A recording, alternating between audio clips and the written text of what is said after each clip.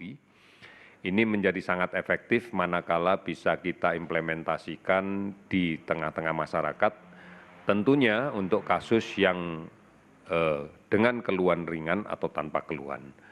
Ini sebenarnya adalah hampir 80% dari kasus positif yang ada secara statistik berada dalam keluhan dalam posisi gejala yang ringan atau ringan sampai sedang.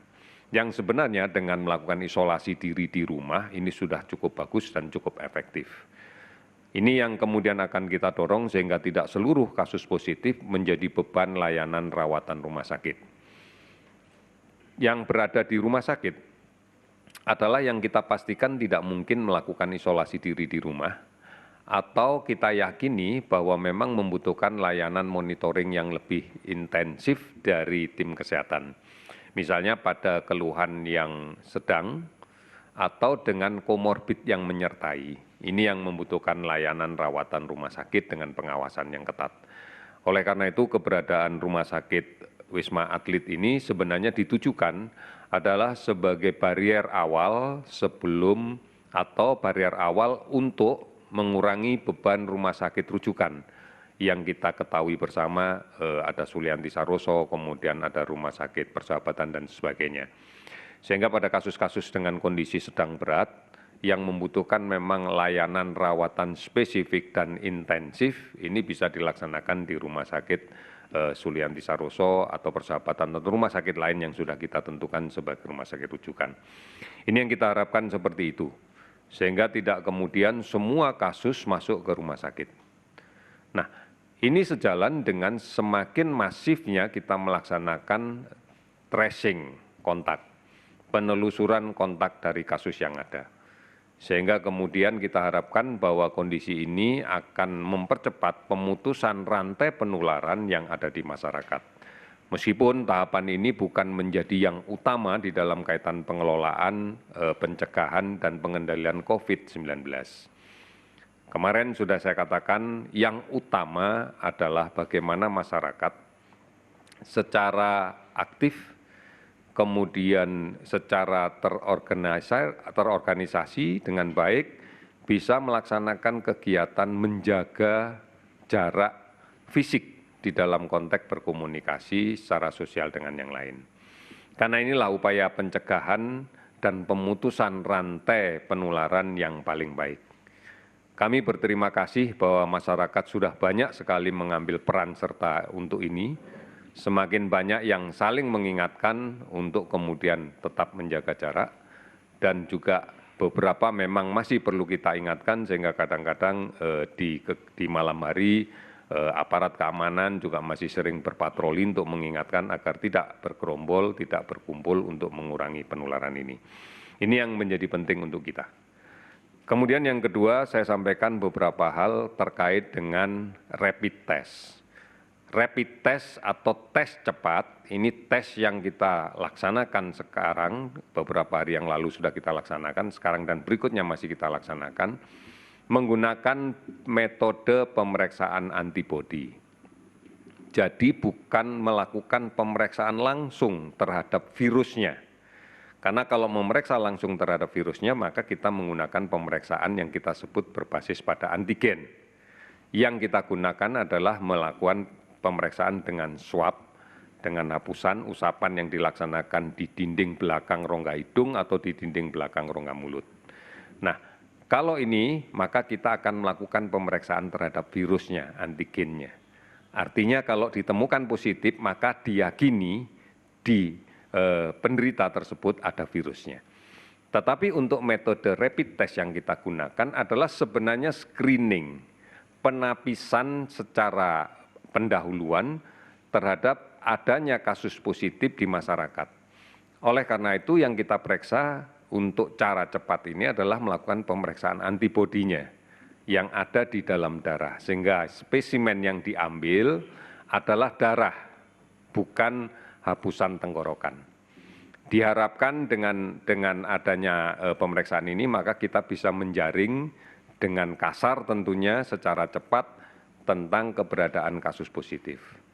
Oleh karena itu, pemeriksaan rapid test dengan menggunakan basis pemeriksaan antibodi, tentunya kalau hasilnya negatif, kita belum bisa memberikan jaminan bahwa yang bersangkutan tidak terinfeksi. Bisa saja terinfeksi, tetapi pada tahap-tahap awal, karena antibodinya belum terbentuk. Dibutuhkan waktu antara 6-7 hari untuk terbentuknya antibodi yang kemudian bisa kita identifikasi sebagai positif di dalam pemeriksaan rapid ini. Oleh karena itu yang kemudian harus dilakukan, manakala pemeriksaan pertama negatif adalah mengulang kembali. Kita sudah menyepakati bahwa kita akan mengulang kembali setelah 10 hari. Harapan kita bahwa antibodi itu sudah terbentuk dan kita bisa mengidentifikasikannya. Kalau hasilnya positif, maka kita yakini sedang terinfeksi oleh virus. Tetapi kalau hasilnya negatif 2 kali, maka kita bisa meyakini bahwa tidak terinfeksi oleh virus. Tetapi juga dimaknai tidak ada antibodi di dalam tubuhnya. Artinya sangat mungkin bisa terinfeksi apabila kemudian mengabaikan upaya-upaya untuk melakukan pencegahan terhadap penularan. Tetapi yang hasilnya positif tentunya akan kita tindak lanjuti dengan pemeriksaan antigennya melalui pemeriksaan swab dan kemudian kita akan mencoba menggunakan PCR untuk melihat ini. Oleh karena itu, ini harus penting untuk kita interpretasikan bersama. Sehingga sekalipun pada pemeriksaan pertama negatif, maka kita akan tetap meminta melaksanakan pengaturan jarak, menjaga jarak dalam berkomunikasi sosial, menjaga jarak fisik dalam berkomunikasi sosial, supaya tidak ada proses penularan. Ini menjadi penting dan ini harus kita laksanakan bersama-sama. Di dalam konteks pemeriksaan rapid test ini, kita sudah menentukan kebijakan. Yang pertama, rapid test akan kita laksanakan kepada kontak dekat kasus positif yang sudah terkonfirmasi dan dirawat di rumah sakit, atau kasus konfirmasi positif yang harus dilaksanakan isolasi rumah. Maka bagian dari penelusuran terhadap kontak, keluarga yang tinggal serumah dengan pasien itu harus kita periksa semuanya. Kalau kemudian di dalam perjalanan kontaknya selama sebelum sakit ternyata juga ada riwayat dia sempat bekerja di tempat pekerjaannya dan ada lingkungan kerja yang juga memiliki kemungkinan kontak dekat, maka kita juga akan melaksanakan pemeriksaan di tempat dia bekerja. Ini prioritas yang pertama. Prioritas yang kedua adalah kita melakukan pemeriksaan kepada semua tenaga kesehatan yang kemudian terkait dengan layanan terhadap pasien COVID-19. Ini harus kita periksa, termasuk front office rumah sakit juga kita lakukan pemeriksaan. Karena kita tahu bahwa mereka adalah kelompok yang sensitif untuk rentan terinfeksi COVID-19. Ini prioritas yang kita laksanakan untuk pemeriksaan rapid pada tahapan pertama. Sudah barang tentu kalau nanti cartridge kit yang kita kirim, yang kita datangkan semakin banyak, nanti kita akan berbasis pada wilayah. Sementara ini kita masih tracing pada kelompok yang memiliki kerentanan tinggi, yaitu kontak dekat dan petugas kesehatan. Ini yang menjadi prioritas pertama kita. Kemudian setelah kit kita yang kita datangkan kembali sudah cukup banyak, maka kita akan melakukan pemeriksaan berbasis pada kewilayahan. Sebagai contoh, di Jakarta ini adalah wilayah Jakarta Selatan yang sudah kami identifikasi dan kami petakan, maka ini akan menjadi prioritas kita. Pelaksanaan tes tentunya nanti akan didesentralisasikan di semua fasilitas kesehatan yang ada di wilayah itu. Misalnya puskesmas, kemudian laboratorium kesehatan daerah, rumah sakit yang ada di wilayah tersebut, baik rumah sakit pemerintah maupun rumah sakit swasta. Ini yang harus kita lakukan di tahapan berikutnya. Oleh karena itu, inilah yang menjadi urut-urutan tahapan kita di dalam kaitan dengan layanan kesehatan.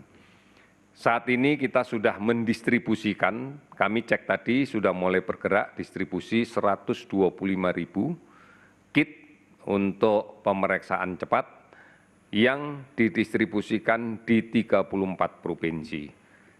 Nantinya provinsilah yang akan bisa menentukan, pertama untuk kontak tracing, kedua adalah untuk petugas kesehatan yang dilibatkan dalam layanan langsung terkait dengan COVID-19 ini, dan pada pengiriman berikutnya dengan jumlah yang lebih besar nanti akan berbasis pada daerah di mana kasus ini ditemukan dan kemudian kita anggap sebagai daerah yang berpotensi untuk munculnya penularan. Saudara-saudara sekalian, pada tahapan yang terakhir saya akan menyampaikan update terkait dengan kasus konfirmasi positif yang sudah kita dapatkan di hari ini. Dari kajian data yang kita catat sejak tanggal 23 Maret pukul 12 sampai dengan hari ini 24 Maret pukul 12.00 waktu Indonesia bagian Barat. Ada penambahan kasus baru konfirmasi positif sebanyak 107 kasus, sehingga total saat ini adalah 686 kasus positif. Ini adalah angka akumulasi sejak dari awal kita melakukan pemeriksaan. Kemudian ada penambahan juga, mohon maaf, tidak ada penambahan kasus yang sembuh, masih tetap sama datanya 30, tetapi ada beberapa yang sudah sekali diperiksa spesimennya negatif, kita akan tunggu besok. Kalau pemeriksaan yang kedua negatif berarti sembuh. Kemudian ada penambahan kasus meninggal sebanyak 7 orang, sehingga total kasus meninggal adalah 55 orang.